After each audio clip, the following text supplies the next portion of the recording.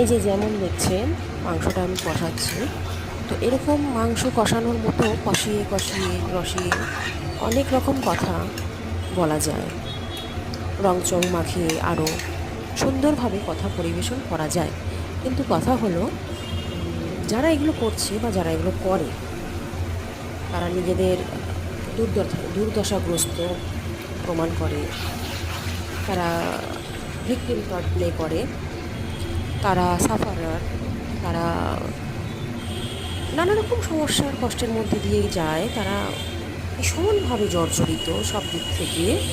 মানুষের কাছ থেকে এত সিম্প্যাথি আদায় করার জন্য তারা নানা রকমের মিথ্যে কথা বলে অন্যকে ম্যানিপুলেট করে। অন্যকে ম্যানিপুলেট করা ক্ষমতা সবার থাকে না, যাদের আছে তারা বেঁচে গেছে।